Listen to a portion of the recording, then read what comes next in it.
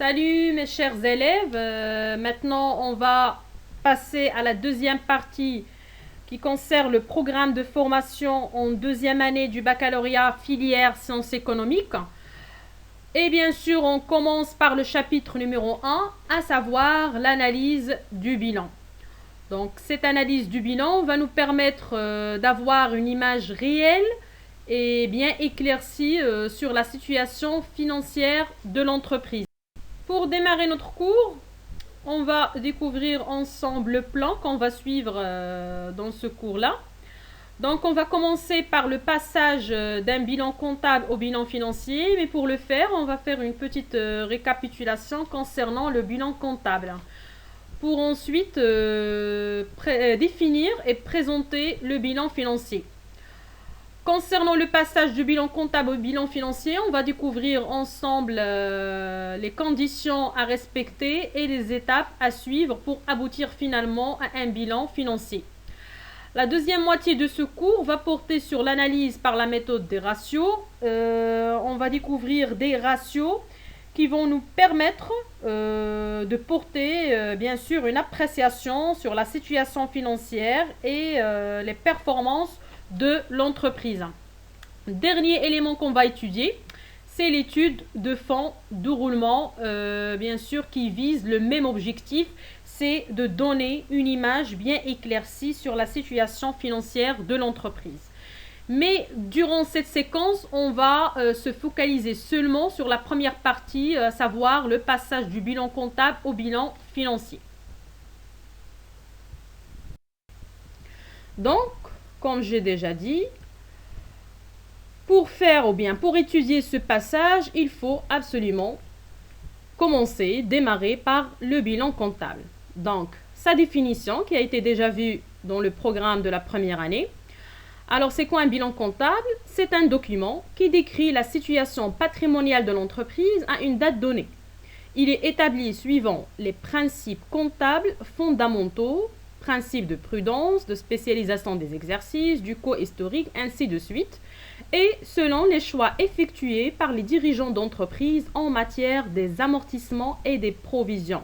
Donc, brièvement, le bilan comptable, c'est un document, c'est un état de synthèse qui nous permet de découvrir ou bien de donner une image sur la situation patrimoniale de l'entreprise, c'est-à-dire ce que possède et ce que doit cette entreprise à ses créanciers et bien sûr à une date bien précise. Pour ce bilan, comment se présente-t-il? Donc, comme on sait déjà, il se présente sous forme d'un tableau. On trouve dans la partie gauche l'actif, c'est l'ensemble des emplois, et dans la partie droite, l'ensemble des ressources de l'entreprise, c'est ce qu'on nomme le passif.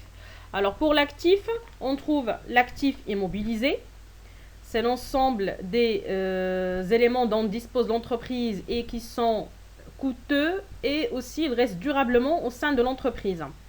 Ensuite, on trouve l'actif circulant, hors trésorerie.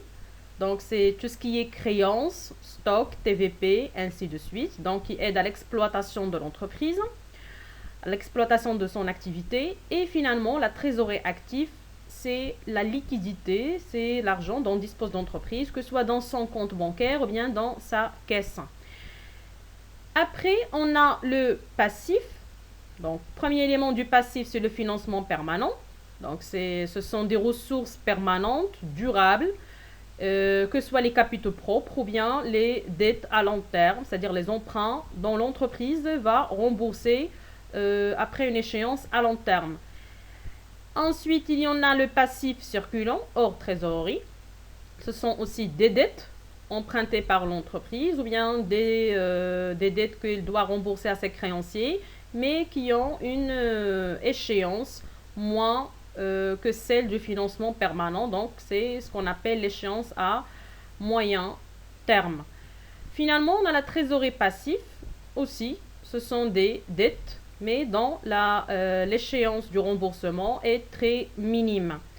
Donc, on peut remarquer que que les rubriques du bilan sont fondées sur le critère de liquidité pour l'actif et sur le critère d'exigibilité pour le passif.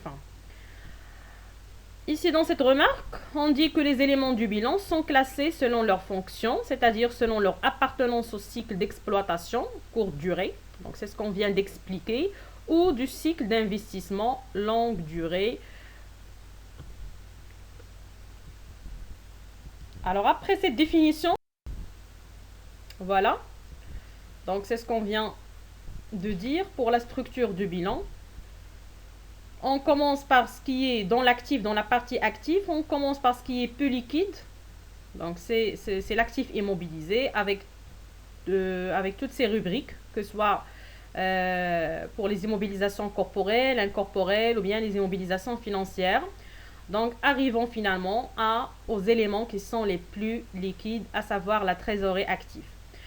Même chose pour le passif, on a dit ces éléments, ils se classent selon leur exigibilité. Donc on commence par tout ce qui est peu exigible, comme les capitaux propres et les dettes à long terme. Arrivons finalement aux dettes qui sont très exigibles, c'est-à-dire qui doivent être remboursées le plus tôt possible.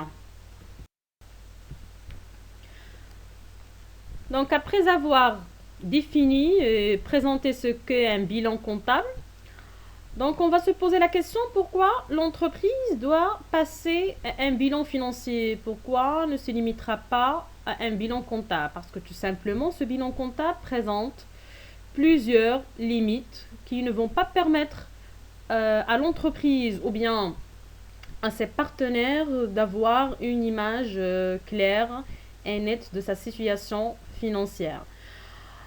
Donc avant de passer au bilan financier, il faut absolument signaler ces limites du bilan comptable.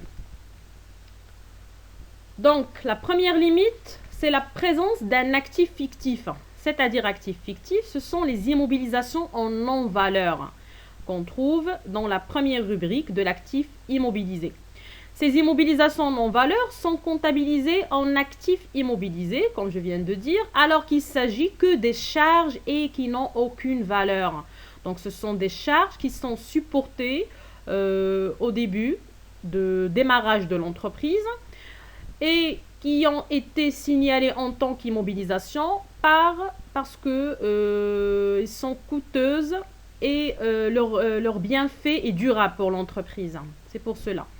Deuxième limite, le montant des amortissements peut ne pas refléter la dépréciation réelle des immobilisations. Donc on a déjà vu que dans la première partie de ce programme, que les amortissements, par définition, c'est la constatation comptable de la dépréciation de la valeur des immobilisations. Alors pour l'entreprise, ce ne sont dans la majorité des cas que des prévisions. Donc le montant des amortissements peut ne pas donner une image vraie et réelle sur la situation de ces immobilisations. Donc ça se note comme une limite pour le bilan comptable. Troisième limite, la valeur nette réelle de certaines immobilisations peut être supérieure ou inférieure à la valeur nette figurant au bilan comptable. Qu'est-ce qu'on entend par la valeur nette réelle? C'est-à-dire, au moment où on souhaite vendre ou bien céder ces immobilisations, donc le prix de cession, ça s'appelle la valeur nette, c'est-à-dire la valeur qui est pratiquée actuellement sur le marché. Donc cette valeur peut être supérieure ou bien inférieure à la valeur nette qui figure sur le bilan comptable. Et cette valeur nette comptable, c'est la valeur d'origine avec laquelle on a inscrit ou bien on a enregistré cette immobilisation sur l'actif du bilan. Autre limite, le bilan comptable ne reflète pas l'échéance réelle des créances et des dettes à court terme ou bien à moyen et long terme. Parfois, il y a des créances ou bien des dettes qui sont à long terme et après deviennent à court terme, ou bien c'est l'inverse. Donc le bilan comptable n'arrive pas à afficher cette différence entre les échéances, que ce soit des créances ou bien des dettes. À cet effet, il est judicieux de passer. Donc, comme vous pouvez voir ici, une fois on signale les limites du bilan comptable, donc il est devenu primordial de faire un passage vers le bilan financier. Donc, comment va-t-on faire, ou bien comment va-t-on effectuer ce passage-là? C'est ce qu'on va découvrir tout de suite. bilan financier. On commencera bien sûr par définir ce qu'est un bilan financier. Donc c'est un document permettant de connaître ce qui est possédé par une entreprise. Donc c'est ce qu'on appelle l'actif. Et ce qu'elle doit, c'est son passif. Le bilan financier ou bilan de liquidité, donc on l'appelle aussi bilan de liquidité, est établi dans le but d'évaluer le patrimoine de l'entreprise et d'apprécier sa solvabilité à court terme. C'est-à-dire la solvabilité de l'entreprise, c'est tout simplement sa capacité de rembourser ses dettes. Donc, on pourra avoir désormais cette image sur l'entreprise, est-ce qu'elle est solvable ou pas. L'actif est compté pour la valeur réelle de ces éléments. La valeur réelle correspond à la valeur des éléments en cas de vente. Donc, comme je viens de l'expliquer, la valeur réelle, c'est celle pratiquée sur le marché, c'est celle avec laquelle on pourra vendre notre actif. Brièvement, le bilan financier regroupe dans la partie actif 4 rubriques. Première rubrique, l'actif immobilisé appelé également valeur immobilisée. Regroupe les stocks appelés également valeur d'exploitation. Regroupe les valeurs réalisables qui regroupent ou bien qui associent les créances et les TVP. Et finalement, la trésorerie active appelée les valeurs disponibles. Partie passive regroupe 3 principales rubriques. Les capitaux propres, les dettes à long moyen terme qui regroupent quant à eux les dettes de financement et les provisions pour risques et charges. Et finalement, la troisième rubrique, dette du passif circulant ou bien dette à court terme regroupant le passif circulant et la trésorerie passive. Donc, tous ces éléments sont des... Comme je viens de l'expliquer sur le bilan financier, on trouve les valeurs immobilisées qui regroupent les immobilisations et les éléments dont l'échéance dépasse 1 an. Pour les valeurs d'exploitation, regroupe les stocks. Pour les valeurs réalisables, regroupe à la fois les créances et les TVP. Donc, une fois que vous entendez valeurs réalisables, vous devez associer le montant des créances ainsi que celui des titres et valeurs de placement. Et finalement, la dernière rubrique de l'actif, on trouve les valeurs disponibles. C'est tout élément de la trésorerie active. En ce qui est passif, regroupe 3 rubriques, comme on vient de le dire.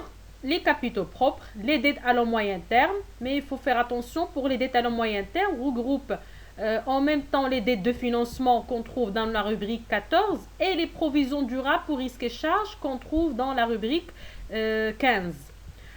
Dernière rubrique du passif, ce sont les dettes à court terme qui associent à la fois les dettes à moins d'1 an et la trésorerie passive. Autrement dit, ces dettes à court terme regroupent le passif circulant et la trésorerie passive.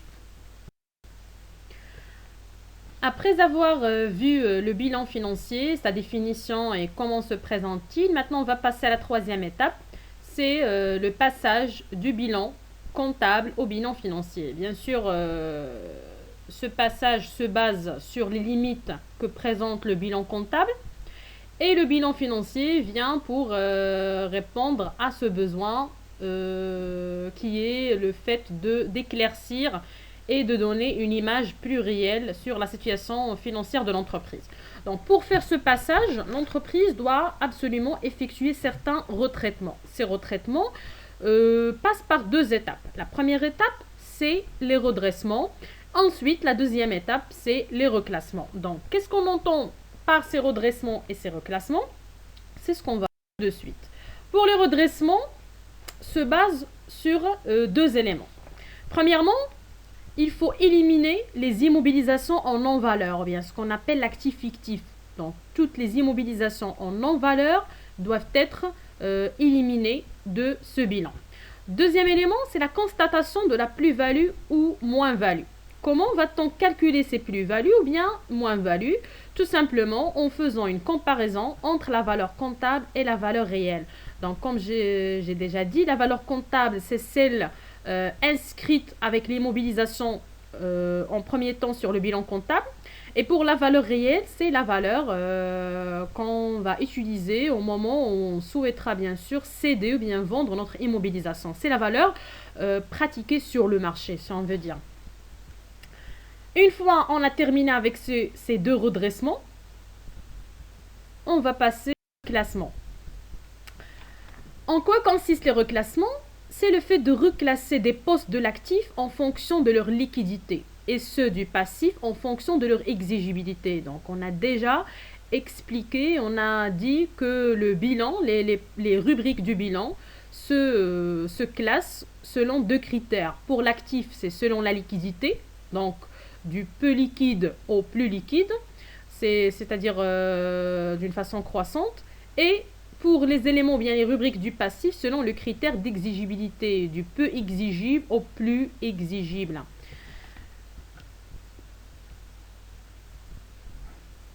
Dans ce tableau de redressement de reclassement, alors si on souhaitera bien sûr éliminer l'actif fictif ou bien les immobilisations non-valeurs, on va le faire au niveau des valeurs immobilisées. Donc il faut retrancher le montant de l'actif fictif et le retrancher en même temps en parallèle des capitaux propres. C'est bon? Donc un retraitement qui va s'effectuer au niveau des emplois, en même temps va donner naissance à un retraitement qui va s'effectuer au niveau des ressources. Comme ça, on gardera l'équilibre comme je viens de le dire. Mais parfois, on va trouver qu'il y a certains retraitements qui s'effectuent uniquement au niveau des emplois bien actifs, ou bien certains d'autres retraitements qui s'effectuent uniquement au niveau des ressources. L'essentiel, c'est toujours, il faut garder l'équilibre. Je passe. Le premier élément des redressements, c'est l'élimination de l'actif fictif, donc il se fait comme suit. On passe maintenant au deuxième élément, c'est la constatation des plus-values et moins-values. Comment va-t-on calculer cette plus-value? On va faire la comparaison entre la valeur comptable et la valeur réelle. Donc, déjà, comment pourrais-je bien sûr dire est-ce que j'ai une plus-value ou bien moins-value? Si je trouve que la valeur réelle, c'est-à-dire celle qui se pratique sur le marché, ou bien celle que je vais utiliser au moment de la cession de ces immobilisations, ou bien des éléments d'actifs en général. Si je trouve que cette valeur réelle est supérieure à la valeur comptable nette, donc je vais dire qu'il s'agit d'une plus-value. C'est bon? Alors, comment je vais redresser ces situations? Le retraitement que je vais effectuer, c'est que je vais mettre le montant de cette plus-value au niveau de l'actif immobilisé avec un signe plus, puisque je vais rajouter ce montant. C'est un rajout, c'est un cas bénéfique pour l'entreprise. Et en même temps, plus les capitaux propres au niveau des ressources. En ce qui concerne la moins-value, c'est totalement l'inverse. Si je trouve que la valeur réelle est inférieure à la valeur comptable, donc je vais retrancher ce montant de cette moins-value de l'actif immobilisé et en même temps des capitaux propres. Alors parfois, cette plus-value ou bien cette moins-value peut ne pas être limitée à l'actif immobilisé et peut concerner également les autres éléments d'actifs. Donc simplement, on va les retrancher de l'élément de l'actif concerné. C'est pour cela que je signale ici l'actif concerné et je le rajoute ou bien je la retranche au niveau, donc je l'ajoute ou bien je la retranche au niveau des capitaux propres. Donc ça, ce qui concerne les redressements. Partons maintenant au reclassement. On passe maintenant à la deuxième étape, tout ce qui est reclassement. Donc, comme vous pouvez remarquer, on a regroupé ces reclassements en deux classes. Tout ce qui est reclassement qui concerne les éléments d'actifs et ceux concernant les éléments du passif. Commençons donc par les éléments d'actifs. Donc, on trouve en premier temps le stock outils. Donc, le stock outils, c'est le stock de réserve, si on veut dire, le stock secours que doit garder l'entreprise pour assurer la continuité de son exploitation et pour, bien sûr, éviter toute rupture de stock. Donc, c'est pour cela, il correspond à un stock durable que doit garder l'entreprise à long terme. Déjà, on sait que la nature initiale ou bien la nature d'origine d'un stock, c'est qu'il est à moyen terme. On le trouve dans l'actif circulant. À cet effet, puisqu'il va devenir durable, on doit le retrancher depuis les stocks, depuis les valeurs d'exploitation et le rajouter à l'actif immobilisé, puisqu'il demeure désormais un élément durable. Ensuite, on passe au deuxième reclassement, toujours au niveau de l'actif. Ce sont les créances à plus d'un an. Donc déjà, on vous demande de revenir à la nature initiale de l'élément. Les créances, on les trouve dans l'actif circulant. Ce sont des éléments à moyen terme. Maintenant, ils nous disent qu'ils sont devenus à plus d'un an. C'est pour cela qu'on doit absolument les reclasser. Ce reclassement s'effectue, donc on doit les retrancher depuis les créances et les rajouter tout simplement dans l'actif immobilisé. On trouve après les TVP difficilement cessibles. Les TVP, ce sont les titres et valeurs de placement qu'on trouve dans la classe 3, toujours, c'est l'actif circulant. Ils nous disent qu'ils sont devenus difficilement cessibles, c'est-à-dire que le fait de les céder ou bien de les vendre, c'est un petit peu difficile. L'entreprise va rencontrer des difficultés pour le réaliser. Donc, ils ne sont plus à moyen terme, mais plutôt ils vont devenir durables à long terme. À ce moment-là, on doit les retrancher depuis les créances et les rajouter au niveau de l'actif immobilisé.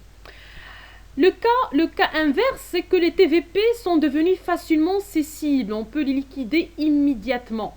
C'est pour cela qu'on doit les retrancher depuis les créances et les rajouter aux éléments les plus liquides, à savoir les valeurs disponibles. Passons maintenant au plafond d'escompte des effets. Donc ici, on va faire un petit rappel de ce qui est les effets escomptables. C'est un cours toujours de la première année en comptabilité et aussi en mathématiques financières. Donc les effets escomptables qui sont détenus par l'entreprise pour bien sûr garantir et mobiliser sa créance peut les céder à la banque. Donc cette banque va se charger de rembourser l'entreprise et bien sûr en contrepartie d'un intérêt qu'on appelle l'escompte commercial. Donc une fois ces effets escomptables sont arrivés à leur terme, sont arrivés à leur plafond, donc l'entreprise va être remboursée immédiatement. C'est pour cela on doit les retrancher depuis les créances, puisque leur nature initiale ce sont des créances, et les rajouter aux valeurs disponibles. Après, on trouve les prêts à moins d'un an. Déjà, le prêt, on le trouve dans l'actif immobilisé. C'est un élément durable que détient l'entreprise. Il est maintenant devenu à moins d'un an. Donc, il n'est plus durable. Il est devenu à moyen terme. C'est pour cela on le retranche, on le déduit de l'actif immobilisé et on le rajoute aux créances. Dernier élément à reclasser au niveau de l'actif, c'est l'écart de conversion actif. Donc, l'écart de conversion actif, c'est par rapport aux créances et aux dettes qui bien sûr se remboursent selon le cours de change. Donc, pour ce qui est écart de conversion actif, on parle d'une perte qui est latente pour l'entreprise, soit au niveau de la diminution de ses créances, soit au niveau de l'augmentation des dettes. Et tout ceci, comme je viens de dire, dépend du cours de change. Donc, c'est une situation défavorable pour l'entreprise, si on veut dire. Donc, comment on fait pour reclasser cet élément? On le déduit des éléments d'actifs et on le déduit des capitaux propres, parce qu'on peut trouver l'écart de conversion soit au niveau de l'actif immobilisé, soit au niveau de l'actif circulant. Donc, c'est une situation, comme je pourrais le redire, défavorable pour l'entreprise. Maintenant, on passe aux éléments du passif, les reclassements qu'on pourra effectuer au niveau du passif. Premier élément, provision pour risques et charges sans objet. Donc ici, l'entreprise, si elle trouve que la provision qu'elle a déjà constatée au niveau des risques et charges est devenue sans objet, donc c'est-à-dire il n'a plus sa place au niveau de la comptabilisation, donc voilà le retraitement qu'il faut effectuer. Donc déjà les provisions pour risques et charges, on les trouve dans leur nature initiale, dans les dettes à long moyen terme. C'est au niveau du financement permanent. Donc il faut les retrancher de cette rubrique et les rajouter dans deux autres rubriques. La première rubrique, c'est les dettes à court terme. Donc on doit rajouter une part de ces dettes à long moyen terme dans les dettes à court terme. Mais comment va-t-on préciser cette part? C'est selon le taux d'impôt ou bien la part d'imposition qui vous sera communiquée dans l'exercice, bien sûr, et qui dépend du taux d'imposition pratiqué annuellement. Donc, cette part qui va être rajoutée, je le reprends dans les DCT, dans les dettes à court terme, va dépendre du taux d'imposition. Vous allez me dire la part restante, où est-ce qu'on doit la rajouter? Donc, on doit la rajouter au niveau des capitaux propres. Donc, le reste va être rajouté au niveau des capitaux propres. Donc, ça va être réservé pour l'entreprise. Alors que les DCT, donc, ils vont être versés à l'État sous forme d'impôt. Passons maintenant aux provisions pour risque et charges à moins d'un an. Donc, toujours les provisions pour risque et charges. Ici, on parle des provisions qui sont durables, qu'on trouve dans le financement permanent. Sont devenues ici à moins d'un an. Donc, tout simplement, il faut les retrancher des dettes à long moyen terme et les rajouter aux dettes à court terme parce que déjà dans le passif, on trouve que 3 rubriques, à savoir les capitaux propres, les dettes à long moyen terme ou bien les dettes à court terme. Passons aux emprunts à moins d'un an. Donc, les emprunts étaient durables, mais maintenant sont devenus à moins d'un an. Donc, tout simplement, on les retranche des dettes à long moyen terme et on les rajoute aux dettes à court terme. Dividende. Dividende, c'est la part versée aux associés, bien sûr, c'est-à-dire c'est leur part dans les bénéfices distribués. Donc, comment va-t-on distribuer ces dividendes? Ou bien, comment va-t-on les retraiter? Tout simplement, on va retrancher le montant de ces dividendes au niveau des capitaux propres et on va les rajouter aux dettes à court terme parce que l'entreprise doit les verser le plus tôt possible. On passe aux fournisseurs à plus d'un an. Fournisseur, donc, c'est un fournisseur qui se positionne au niveau du passif circulant. Donc, c'est à moyen terme. Maintenant, il est devenu à long terme. Donc, on le retranche de sa situation initiale, de sa situation d'origine, qui sont les dettes à court terme, et on les rajoute à sa rubrique actuelle, à savoir les dettes à long moyen terme, puisqu'il est devenu durable. Et on termine ici notre partie concernant le passif, concernant les retraitements ou bien le reclassement du passif, par l'écart de conversion passif. Donc l'écart de conversion passif revient au même principe que celui de l'écart de conversion actif, mais juste ici, on va parler d'une situation qui est favorable, qui est bénéfique pour l'entreprise. À savoir ici, on parlera d'un gain latent qui concerne soit la diminution des dettes, donc les dettes de l'entreprise vont diminuer, ou bien l'augmentation des créances. Les créances vont s'accroître. Donc, pour reclasser cet élément, on doit le rajouter au niveau de l'actif. Donc, toujours, comme je vous ai dit déjà, ça dépend. S'agit-il d'un élément d'actif immobilisé ou bien d'un élément d'actif circulant? Donc, l'essentiel, on doit le rajouter dans les éléments d'actifs correspondants et on le rajoute également dans les capitaux propres puisqu'il s'agit d'un gain pour l'entreprise. Donc ici, on a terminé tout type de retraitement, que ce soit les redressements ou bien les reclassements. Il faut absolument prendre, déjà pour les totaux comptables, il faut se concentrer uniquement sur les montants nets. Pour l'actif immobilisé, on a 3 éléments d'actifs immobilisés. On a les frais préliminaires, on a les immobilisations, on a les titres de participation. Donc vous pouvez être guidé par le plan comptable.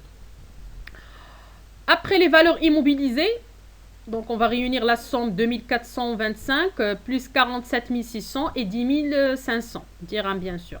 Après les valeurs immobilisées, on va trouver les valeurs d'exploitation qui concernent uniquement les stocks. Donc on va prendre le montant 34 700. Ensuite, on trouve les valeurs réalisables. Donc les valeurs réalisables, on a dit qui regroupent les créances et les TVP. Donc ici, on va prendre le montant des clients douteux, clients effets à recevoir et les autres créances. Donc tout ça, ce sont des créances. Et puis on rajoute les TVP, les titres et valeurs de placement. Donc on va regrouper l'ensemble de ces montants, depuis les clients jusqu'aux les TVP. Ensuite, la dernière rubrique du bilan, ce sont les valeurs disponibles. Donc pour les valeurs disponibles, c'est tout élément de la classe 5.1. On va regrouper le montant de la banque et celui de la caisse. Pour passer ensuite aux éléments du passif. Donc les éléments du passif pour la première rubrique, on trouve les capitaux propres. Ici, les capitaux propres regroupent le capital, les réserves, et le résultat. Donc tous ces 3 montants vont être additionnés pour nous donner le total de la rubrique capitaux propres. Ensuite, on passe aux dettes à long moyen terme. Les dettes à long moyen terme regroupent ici deux montants, celui des dettes de financement et celui des provisions pour risques et charges. Donc ces provisions pour risques et charges sont durables, qu'on trouve, comme je le redis, dans la rubrique 15. Pour les dettes à court terme, les DCT vont regrouper ces trois derniers montants, à savoir les fournisseurs effets à payer et finalement les autres dettes. Comme ça, on va aboutir du tableau de redressement et de reclassement qui concerne. Pour le travail à faire dans cet exemple, c'est de présenter les redressements ainsi que les reclassements nécessaires afin d'établir un bilan qui reflète la situation réelle de l'entreprise. Donc le bilan qui reflète la situation réelle de l'entreprise est bien évidemment le bilan financier. Et pour aboutir à ce bilan financier, il faut certainement passer par le tableau des redressements et des reclassements qu'on vient d'étudier, qu'on vient de découvrir. Donc maintenant, je vous laisse le soin de bien lire l'exemple et de faire un petit essai pour le résoudre, pour revenir après dans une nouvelle séquence afin de voir la correction bien détaillée et continuer la deuxième moitié de ce cours. Et merci.